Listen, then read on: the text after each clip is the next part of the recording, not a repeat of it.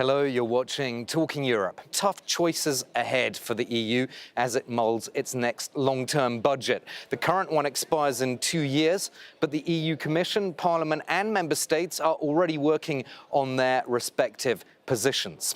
Now, in policy wonk terms, the budget is known as the Multi-Financial Framework, or MFF, and it sets the maximum level of spending. In the current period, 2021 to 27, that works out to an average of 173 billion euros per year. Within the overall amount, money is earmarked for specific areas such as cohesion and resilience, the single market, the environment, migration and border management, and so on.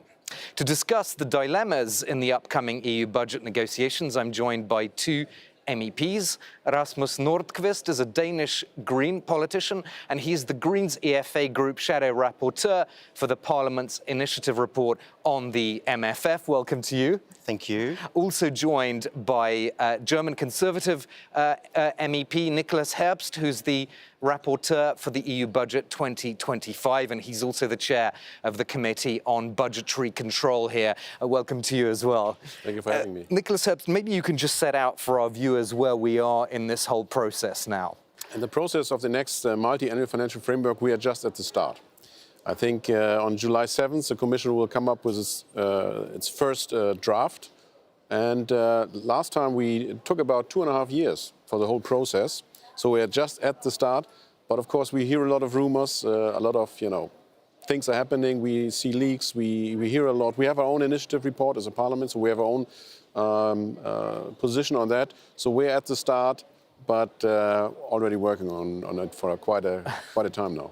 And Rasmus Nordqvist, from what you've seen so far or what you've heard about what the European Commission and what the European Council wants to do, are there any particular areas of concern or worry for you? I mean, we hear a lot, and then we see leaks, and leaks, of course, never happen out of nothing. There's a lot of talk of a new structure. And it's always good to look into how can we do things better. But of course, I mean, sitting in this house, we also need to have the right parliamentary scrutiny over the budget and control with it. So there's a bit of worry about what they come up with the idea about one program per country and stuff like that. Yeah. But overall, I think there is a need of being able to look at it with fresh eyes also, because we have challenges ahead of us as we see it. And we'll get to the challenges, but the Parliament actually has a crucial role, doesn't it? Because it has to approve the MFF when it's finally agreed. That's true. We are the co-legislator on budgetary affairs, and we take great pride in that, and we want to defend that. And of course, we have to agree to the new multi-annual financial framework for the next 7 years. And these 7 years are also a problem, because one of the ideas by the Commission seems to be that we have more flexibility. We agree on that in the annual budget. But, it's very tricky to organize that, and we are very keen, and I'm the chair of the Budgetary Control Committee. Scrutiny, transparency and accountability is extremely important, and we, as a parliament, we will defend our role. And of course, on flexibility, this is all linked to the Commission wanting the EU to spend this 800 billion euros on defence if it can. Does that mean sacrificing other things? How do you see all that working out? Not as I see it, because also, I mean, what we're talking about, the long-term budget, it's from 28 and onwards, and the investments in defence need to be done here now. That's also why rearm is not inside the long-term budget, it's outside of it.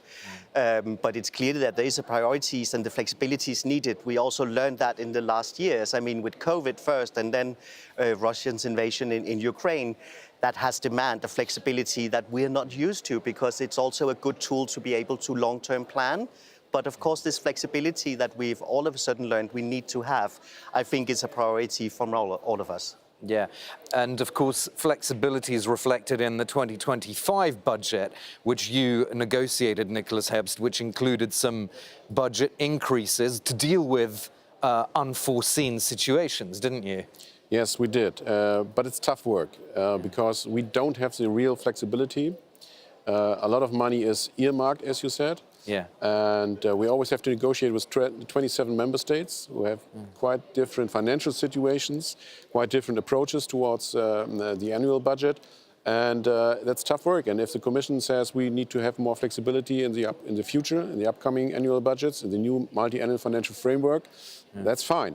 But everything else needs to be discussed. And we need to really distinguish all the things. For example, you mentioned the rear arm project is 800 billion euros. Sounds a lot, but that's what's happening right now. It's 650 billion just, that should be mobilized with private equity. It's 150 billion that we most likely will take up as loans, as debts by the European Commission, and giving loans to member states. So that's something totally different. We need to distinguish that. The next MFF is something different. Sure, but there is a big issue which is hanging over the next MFF, not the current one, which is repayment of these next generation EU loans. So in other words, the COVID debt. Debt is really a crucial word, I think, in this whole discussion. And those loans are up for repayment from 2028, and the borrowing costs have been going up. I mean, it is money that's gone into investments, and therefore it has been a good thing to do. This is about how are we then going to repay this, and that's why the whole discussion about the size of the budget is important, because if we just took it out as the budget is right now, just over 1%, I mean, it would be huge, yes. But that we need to look into, first of all, is the new borrowing being done like for defense? Do we need to go into see a larger contribution from member states, or do we need to look more into own resources? We need, of course, a larger budget when we have a big chunk of money that's going to go into repayment of all debt, and then we're going to look into the investment needed. It's going to be a huge problem. It will take up to 20% of the future budget to repay those debts. So if we continue like today, we have 20% less for future investments, for Erasmus, for research, development, and everything else. It is a problem. So I would put up a warning sign for everybody who says, well, debts is not a problem. It is a problem for us in the very near future, and we'll have to deal with it. And this is a strong dilemma. You want to respond to that particular point? We're getting more into debt. Of course, we need to always be aware of how do we take up debt and what do we use them for. But it's quite important to also see that we need investments up front sometimes, and that's where debt comes in and can be a very good solution. But then, of course, the budget needs to be geared for also doing the repayments afterwards. And that's where we look into that there is the question of the size of the budget. But I mean, debt is not bad. It's about how do we use it? How do we do the upfront investment sometimes needed in order to actually fulfill things we want to fulfill, also investment in competition, in our research, in Erasmus and so forth. Sometimes there needs an investment. That is true, if I may respond. But then we also have to take a look at how did we spend the money. And in Next Generation Europe, the pandemic response, as you said correctly, the core of it is a recovery and resilient facility, as we call it. Money going to the member states. Almost 700 billion going to the member states. And in the Budgetary Control Committee, we took a close look. How was this money really spent? And we have to say, we don't really know the final beneficiaries. EPO, the European Prosecutor's Office, opened a lot of cases for misuse and fraud. The European Court of Auditors says it's a big mess to control. And this is important because the Commission obviously has the idea to take the RRF as a role model for the next multi-annual financial framework for the future. So have to, a current RRF, so to speak. And I'm really against that. And I'm glad that also the Budget Committee just recently agreed that the RRF is not a role model, it's not a blueprint for the next MFF. Yeah, I have to say, on France 24, we did a report a while back in Bulgaria, and even ministers admitted that there was quite a bit of unused money from this recovery and resilience facility.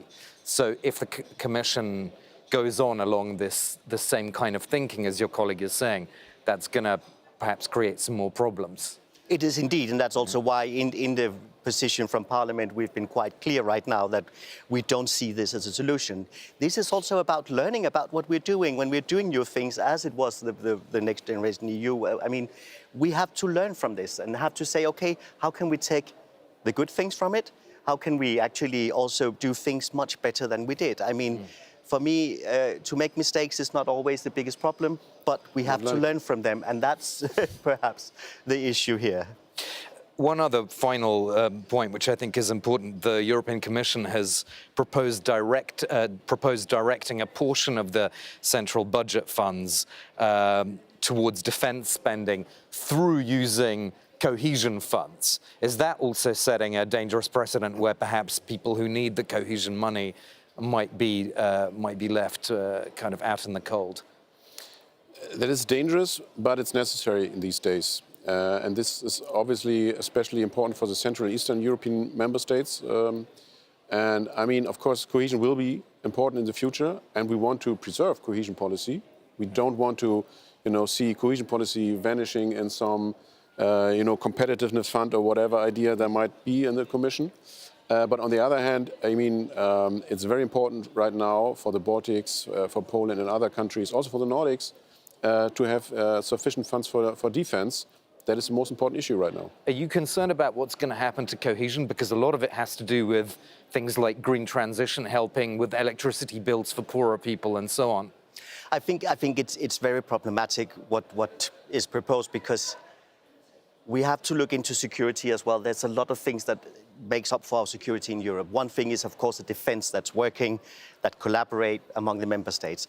But security and a strong union is also about the cohesion. It's about social issues. It's about green transition. It's about climate adaptation. It's all these things as well.